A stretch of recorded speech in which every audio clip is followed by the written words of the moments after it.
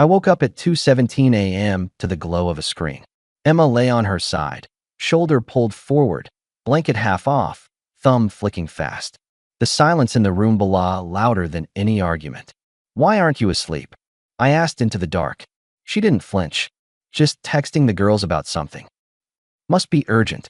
Go back to sleep, Mark." I did. I was stupid enough to think that was the adult thing to do. If I'd known where it was headed, I would have turned on the lamp right then and started the clock. In the morning she was breezy. Coffee, hair in a loose tie, leggings, that casual armor. I tried to match it. "How's the urgent committee?" I handed her a mug. Funny, she checked her phone again. "Brit's thinking of switching gyms." Riveting stuff. "Glad national security's intact." She smirked, but nothing landed. The phone landed, though, on the counter, screen down. That week turned into a pattern. Late-night tapping. Face-down phone at breakfast. My name said with the kind of patience you use for a slow coworker. She came home later than usual, called them wine nights, then planning nights, then just nights. The colder she got, the more I tried to keep it from cracking. Fixing the leaky sink, knocking out the overgrown hedges, sending her memes I knew she used to laugh at. I didn't plead. I just did the normal maintenance like a guy who respects his house and expects respect back. By Friday, I pitched a reset. "Let's do Saturday," I said over dinner. "Decent place, good food, no phones for 2 hours. You pick the spot." She stabbed a roasted carrot and took her time chewing. 2 hours feels formal. It's dinner. I'll even hold the door and pretend to be interesting. She glanced up. For a second, I saw the woman I married. Then the screen buzzed, and whatever softness showed up went straight back to storage. "Let me check with the girls. We were going to do a thing." "I'll see." "Emma, I'm not asking to share a lifeboat with you," I said lightly. "Just a table." She shrugged. "I'll see." I made the reservation anyway. Saturday came. The host greeted me with that trained warmth. I asked for a booth like some optimist. I ordered sparkling water, traced the condensation with a thumb, and watched couples walk in, laugh, be normal. At 7:25 I texted, "You close?" At 7:40 she wrote, "Sorry, lost track. Start without me." At 8:05 I paid for my water, tipped heavy because the server kept stopping by to pretend the third chair wasn't empty, and walked out. No drama, just data. On the way home, I changed one thing, the house code.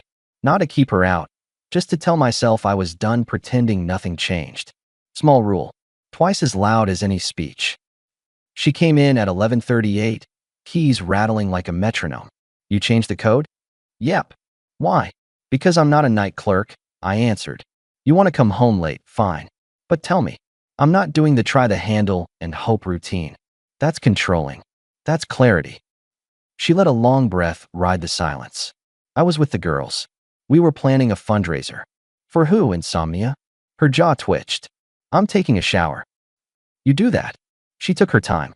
I cleaned the kitchen and put her favorite knife in the far drawer. Not to hide it. To mark the end of autopilot service. Sunday morning, I didn't nudge, didn't ask for schedules. I went to the gym, then to the garage and changed my own oil like I used to when life was simpler. At lunch, I moved some savings into a separate account labeled Household Baseline. I texted, "I'm simplifying bills. Mortgage stays joint. The extras are optional. If you want something covered, put it on the shared calendar a week ahead." Her reply popped with speed. "Are you serious?" I typed very. Less gray zone, fewer fights. It's adult. She didn't argue further. But that night she lay there again, lit by a blue rectangle.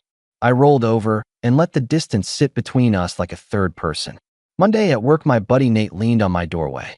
He's the sarcastic accountant who thinks receipts are a love language. "You look like you didn't sleep," he said. "Beauty fades, Nate. Trouble at home, or are you allergic to peace?" "She's distracted." He stepped in, closed the door with a finger. "You're not a surveillance guy, but if your gut is making noise, get information, not stories." "You recommending binoculars?" "I'm recommending you stop playing defense." He tapped my desk. "If something's broken, you either fix it or file it. But you don't sit in drafts." I booked a private investigator that afternoon. Quiet, firm, middle-aged woman named Carla with glasses and the kind of voice that sounds like a clean report. No theatrics. I laid out the pattern. She listened, wrote zero judgment, and set a fair rate. I paid the retainer from my separate account. Grown man move. No permission needed. At home, I cooked chicken, set the table for two, nothing candlelit, just decent. Emma walked in at 8:20 with a to-go cup and that absent smile people use when they're already somewhere else. Late meeting? I asked. She kicked off sneakers by the door. We ran over. Over what? Stuff. Do we have to do interrogation now? We have to do honesty now, I replied. Pick your poison. She snorted, grabbed a plate. You're overreacting. To you not showing up Saturday? Little. She poured herself water like that settled it. I said sorry. You texted start without me, which is different. Same intent. Different respect. She looked up, bored more than angry. You always make everything heavy. Only the parts you try to float. She set the plate down. I'm tired. I'm going to bed. Then leave the plate, I told her, pushing my chair back. I'll handle cleanup like usual. But hear me. I'm not running after you to keep this warm. I'll do my part. I won't do yours. That was my first firm line said out loud. She didn't like it, but she also didn't fight for long. 2 days later came the first soft reset. She stopped by my office with coffee and a smile that belonged to better seasons. She never just dropped by. You're close to here, right? She said, stepping in. Thought you could use a caffeine bribe. Bribe for what? For me being tense. Work's been nuts. I haven't been fair. Work always is, I said, eyes on the cup. What's the actual ask? No ask. She perched on the chair like it could throw her off. Just wanted to see you. Nate passed by the glass wall and gave me the look that says, don't let your guard fall apart. I thanked her for the coffee, because I'm not a caveman, and kept the line simple. Appreciate it, I said. My expectations haven't changed. If you're out late, text. If we plan dinner, show up or cancel like an adult. That's it. She nodded, soft. I hear you. That night she curled into me for the first time in weeks. She laughed at a dumb show. She locked her phone and put it face up on the nightstand, like a prop in a play about trust. It almost worked, but almost isn't a contract. 2 days later she was late again, no text. When she walked in, I was in the garage over a small woodworking bench I'd been ignoring. I didn't turn it into a sermon. I just turned off the light when she came in, wiped my hands, and said, calendar next time. She rolled her eyes. Yes, Dad. Careful, I said, holding her gaze just long enough to show it wasn't a bit. I'm not raising you. She threw up her hands and went to shower. Cold night. Clear mind. That weekend I scheduled a real dinner, nothing fancy, but I told her with time and place and that I'd be there with or without her. She said she'd meet me. She didn't. That was my green light. I stopped trying to resuscitate a thing she kept unplugging. I called Carla Monday morning and asked for an update cadence. She said she'd ping when there was something concrete. Wednesday mid-morning, I got the text that set the tone for the rest. I'm going away for a week with the girls. Just to have fun. Don't worry, I'll send photos. I looked at it for 5 seconds and laughed without humor. I typed back, got it. Enjoy. Send the hotel info for emergencies. She responded with a winky face and a will move around. Sure you will. My phone buzzed again 30 minutes later with Carla's name. I stepped into the stairwell where echoes die. Your wife is at the airport, Carla said, calm as weather. She checked in for a flight to Paris with a man named Tyler Jensen. I have photos. They booked a shared room for the week, small boutique place in the Marais. I also pulled a public record. Tyler is married. His wife's name is Laura. I have her number. Text me everything, I said. Zero tremor. Decision made. She did. Photos of Emma and a tall guy in a casual jacket near a gate. Screenshots of a booking with 2 names, 1 room. Address. A clean, emotionless package. I called Laura. It rang twice. Hello? She answered guarded. Laura, my name is Mark. I think we're connected by a problem you don't deserve. Is this a good time to be very straight? Silence, then steel. Say it. Our spouses are in Paris together right now. I said, factual. I have photos from this morning. I have the hotel and the room booking. I'm sending them because you deserve the whole picture. For a moment, she didn't breathe. Then her voice turned low and surgical. Text them. I sent the file and waited. 10 seconds. A sound I can only describe as a laugh with no humor. Okay, she said.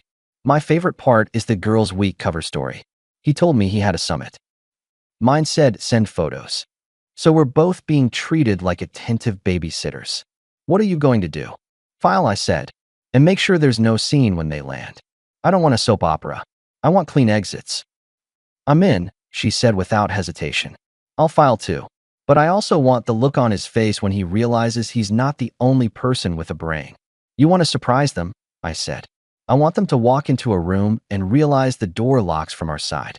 No screaming, just facts. Then we'll drive to my place and repeat it. Fine by me. I'll set the schedule. Text me your address, she said. And Mark, thank you for telling me like an adult. Thank you for not firing off a grenade today. Let them have their week. They bought it. After that call, I made 2 appointments. One with a mediator to start the paperwork, one with a locksmith to change the front lock to a keypad I controlled. I boxed the sentimental things that were mine, old baseball, my father's tools, photos I wasn't willing to see in a storage bin on someone else's schedule. Not because I was storming out, because I was done being surprised. At work, Nate leaned in again. You good? I'm more than good, I said. I'm organized. He squinted. That's either very good or very bad. It's clean. Emma sent 3 pictures over the week. A street market, a cafe table with a pastry, a view of the river. No people in any of them. Stock photos with fingerprints. I responded with a single thumbs up. She wrote, you okay? I sent, tight week at work. We'll talk when you're back. She wrote a heart. It landed on the floor and stayed there. Midweek, she called at 2 a.m. my time from a number with no name. I let it go to voicemail. Her message was light. Hey, we rented bikes today. It was insane. Miss you. She didn't mention the man booking rooms under his own name. I slept fine. Friday, my neighbor Jess saw me hauling a box to the garage and stopped on the sidewalk. You two moving? She asked, sipping an iced tea. No, I said. Just editing. Less clutter. She's been out a lot. Yep. You okay? I'm choosing peace, I said. Jess nodded like she knew exactly what that meant. If you need a witness for anything, I saw her hopping into a black SUV Monday evening. Different driver than usual. Thanks. Monday morning of her return, I took off work. I cleaned everything I was keeping. I put a suitcase by the door, hers, not mine. Not staged, just practical. Laura texted me she was 5 minutes away. I made coffee and checked the time. The house was quiet in that focused way before a project starts. At 11:30, the key turned. Emma stepped in with sunglasses on top of her head and jet lag in her voice. I'm dead, she said, dropping her tote. That flight home was brutal. How was the fun? I asked from the kitchen island. She flopped on the couch like it was owed to her. You know, chaotic. Britt lost her wallet, of course. We took a wrong train. I'll tell you after a shower. I smell like airplane. Take your time, I said. We've got a little thing in 20. She glanced at the wall clock. What thing? Friend swinging by. She blinked. Who? You'll see. She shrugged. Whatever. In the shower, she sang, an off-key tune she does when her world is safe. She came out in a robe, towel in her hair, no makeup, voice casual again. So, she started, toweling off. We rented scooters. You would have hated it. Britt kept swerving into pedestrians. And we found this place with the best onion soup. I looked at my watch again to make sure Laura's timing was tight. Emma noticed. Why do you keep checking the time? She asked, a wrinkle of annoyance returning. Just waiting on a friend. Who? The doorbell answered for me. I opened it to Laura, compact, composed, a woman who had done her crying before morning and put it in a drawer. She stepped in with a polite smile for me and a different smile for Emma. Emma froze mid-sentence. Who is she? My friend, I said evenly, gesturing. The one I told you about. What friend? Her voice jumped a register. Meet Laura. I continued, hands in pockets. She's Tyler's wife. You know, the man you spent a week with in Paris. Laura turned to face Emma fully. So, how was the girl's thing? Emma's face drained, then flushed. Fight or spin? She chose spin. This is insane, she snapped. Mark, is she your... Is this some kind of stunt because you're guilty about something?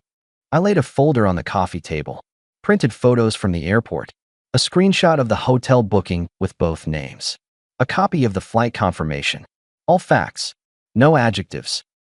You want to try another version? I asked. She scanned the images, then me, then Laura. Her mouth opened and closed, but no words arrived that could carry weight. Laura didn't wait. You wasted my time, Laura said calmly. You wasted his time. You stood in my kitchen last month and complimented my wedding photo.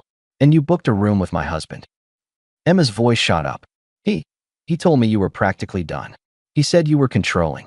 Laura's eyebrow climbed. Of course he did. It's the script. Emma pivoted hard. Mark, she's lying. You know I was with the girls. I held up a hand, palm out. I know you were with a man named Tyler. I know the room number. I know where you ate. I know enough to be done. She looked at the suitcase by the door, and something in her finally registered the new rules. Her voice shrank. You're throwing me out? I'm ending this, I corrected. You're going to your sister or wherever you like. The rest of your things will follow when you send an address. I already arranged delivery. You can't just. I can, I said. And I am. The papers are on top, by the way. I pointed at the folder's second half. I'd be grateful if you sign without theatrics. She stared at the signature line like it had a pulse. Laura folded her arms and waited. The room went quiet except for the faint tick of the wall clock that suddenly mattered to everyone. Emma tried one last tactic. We can talk, she said softly, playing the gentle card. We've had a rough patch. People have rough patches. We had choices. You made yours, I answered. No patch fixes contempt. Her eyes watered, not with regret, with exposure. She grabbed the suitcase handle like it might argue with her. At the door, I stopped her with a word. Almost forgot, I said, pulling my copy of the keys from the hook. Leave yours. She placed the key on the console. I opened the door and stood aside. She stepped out into daylight and didn't look back. I closed the door on a very specific picture, the exact moment control evaporates. Laura let out a breath she'd been holding for a week. We sat. For a minute, neither of us spoke. You okay? I asked finally. I'm not broken, she said. Just recalibrating. Same. She pointed at the folder. You handled this like an operations manager. I appreciate the lack of fireworks. I don't like smoke, I said. I like air. She allowed herself a small smile. Now for Act 2. Let's go, I said, standing. You drive. It's your house. On the way, we compared notes and clipped lines. Tyler's favorite excuses. Emma's stock phrases. The way they both used work like a universal solvent. Laura's house was a tidy craftsman, porch swing still moving from morning. Inside, the place was organized and warm, evidence of a person who treats things with care. Tyler's car was in the driveway. Laura set her bag down on the console with a precise click. You want me in the room? I asked. Yeah, she said. He'll perform less with an audience he doesn't own. She texted him from the kitchen. Can you come downstairs? His voice came back from above, light. Busy. 2 minutes. Great, she called. Bring your phone. He came down in joggers and a smug half-smile that shrank when he saw me. Who's this? Mark, I said. Emma's husband. His jaw worked. Laura, what is this? Schedule clarity, she answered. Sit. He didn't. He grabbed for indignation, the cheapest tool. This is ridiculous. He's stalking me? Who does that? I didn't bother. I laid out the 2 photos that mattered. Him and Emma at the gate, sleeve brushing sleeve. The reservation showing both names, one room. He stared at them a long second, then went for the script. It's not what it looks like. Laura cut in. Don't insult me. We're not in a hallway. We're at the table. He tried a softer angle. Laura, I love you. We had a rough period. I made mistakes. Rough period, she repeated. You booked a week. He glanced at me, annoyed I had eyes. Can you give us a minute? No, Laura said. He stays so you don't turn this into an aria. Tyler held the counter, then let go. Fine. I messed up. It meant nothing. I shrugged. It meant enough to make reservations. He turned to Laura, voice dropping into a practiced contrition. I'll fix this. You won't, she said calm. Because there's nothing left to fix. I filed this morning. You'll get served. He blanched. You filed? We can work. She slid a small stack of envelopes across the island. This is the plan for the next 90 days. You will pack a bag. You will stay at your brother's. You will not take my office chair. And you will not remove files from the cabinet. He stared like the list itself was obscene. You can't kick me out of my house. I can ask you to leave a house I own, she answered. And I'm asking. With documentation. He looked at me again, desperation creeping sideways into anger. You think you're some kind of hero? I think I'm a man who respects himself, I said. Everything else is your narration. He shook, then stopped, then changed tack. Emma told me you were controlling, that you were cold. Sure she did, I answered. She also told me she was on a girl's trip. He stared at the paper with the hotel address like it was written in fire. The fight went out of his shoulders. He dropped his phone on the counter with a clack. Can I at least get my laptop? He muttered. Laura nodded. Yes. I'll watch you pack. I'm not petty. I'm thorough. He went upstairs with the hunched gait of a man who understands gravity for the first time. Laura and I stood there like co-foremen after a demolition. You handled that well, I said. I had practice in my head all week, she replied. Thank you for standing here. Any time I never have to do it again is fine by me. She allowed herself a tiny laugh. Then she set her shoulders and went upstairs to supervise. 10 minutes later, Tyler came down with a bag and eyes that had finally met a mirror. He walked past me without another line. The door closed, and the house exhaled. Laura leaned on the island, palms flat. I'm ordering pizza, she said. Basic. No celebration. Just food. Good, I said. My adrenaline thinks it's hungry. Over slices, we talked like two people who had run the same distance in different shoes.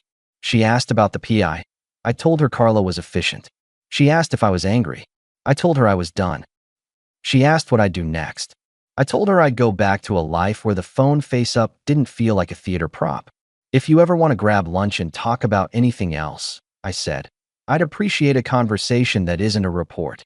I might take you up on that, she replied, after the dust settles. Back at my place, the quiet felt earned. I gathered Emma's remaining things into 3 boxes. No ripping, no breaking, no ceremony. I carried them to the garage and labeled them by room. That night, I slept with the phone in the kitchen and the door closed. Peace sounds like nothing. In the days after, the text started. Emma, can we talk? Me. Everything meaningful has been said. Emma, this is a massive overreaction. Me. That's one view. Mine is final. She tried the second soft reset a week later. She showed up in the late afternoon in a soft sweater, hair done, voice extra gentle. She held a bag of my favorite takeout like a truce flag. I thought you might not be eating, she said, stepping into the doorway. I'm eating fine. Can we sit? No, I said, but you can say what you came to say. I'm sorry, she offered, the words polished. I didn't think. I was lost. I miss us. You missed the part where the bills pay themselves and the questions never land, I answered. I don't miss any part that came after midnight. She looked past me into the house like maybe the couch would help her. We can try therapy. I don't negotiate respect, I said. It's either there or it isn't. She blinked back something she wanted me to fix. I didn't. She handed me the bag and left with the kind of slow steps meant to drag out a scene. I shut the door gently. I ate the food because it was food. I didn't text thank you. The mediator moved swiftly. Papers went where they needed to go. I sold the smaller car and put the funds into my baseline account. I kept the house because I had the down payment and the schedule and the will to mow. She moved in with her sister, then with a coworker, then into a small place near a busy road. I arranged a courier to deliver her boxes exactly when she said someone would be home. I didn't show up with them. I didn't sign for her. The gray zone was closed. Work got quiet good. I took on a project nobody wanted because it needed order. Nate took me to a minor league game and didn't ask about anything until the 7th inning, then asked once. You sure you're okay? He said, eyes on the field. I'm better than okay, I answered. I'm honest. In the grocery store, Jess ran into me by the produce. House looks steady, she said. It is. You dating? Not yet. You will, she said. People like clean energy. She wasn't wrong. Weeks later, Laura texted me about a coffee place opening near the river. We met at noon on a Saturday. No drama, no backstory recital. Just 2 people who'd seen the tricks and didn't feel like learning them again. How's your place? I asked. Quiet, she said. I bought a new desk chair. It's ridiculous how good that felt. I reorganized the garage, I said. Couldn't believe how much space my life had when I stopped tripping over someone else's comfort. She raised her cup. To square footage. To clarity. Here's the part that matters to men like me. I didn't win by competing. I didn't posture. I didn't try to charm someone back into respecting me. I set rules I could live with and enforced them like a grown man, not a guard dog. Every time she pushed, I moved a lever, separate accounts, calendar expectations, no unannounced returns at midnight, no free access to the person I had to be in the morning. When the facts showed up in cold print, I didn't collapse. I didn't raise my voice. I simply opened the door and handed over a pen. Months later, I pulled into my driveway with a new truck that I bought because I wanted it, not because anyone else would be impressed. The lawn was cut in lines. The house lights were warm, not interrogations. A woman's laugh came from my living room. Laura and a couple of friends from her office were over, making fun of my attempt at chili. I walked in and got torn apart for the beans like any man who overestimated cumin. It felt like life, not performance. Emma's name didn't appear on my phone anymore. Word through the grapevine said her new place was small and her job stretched her thin. That happens when you build on a foundation that shifts under truth. I didn't cheer. I didn't check her socials. I didn't need a finish line that included her. My finish line was the day I stopped being the only adult in a room built for two. One last thing. That night, when she stood in my living room fresh from a shower telling travel stories that didn't happen, she asked why I kept checking my watch. I told her a friend was coming. She thought I meant someone to distract me. What I meant was someone to end the story with me. That's the difference. Boys throw scenes. Men arrange endings. So, if you ever wake up at 2:17 to a glow that isn't for you, don't argue with blue light. Don't beg to be chosen in a game you didn't sign up to play. Change the code. Move your money. Make your rules clear. And when the facts walk through the door, hand them a pen and hold the frame steady. Then step into your own house like it finally belongs to you.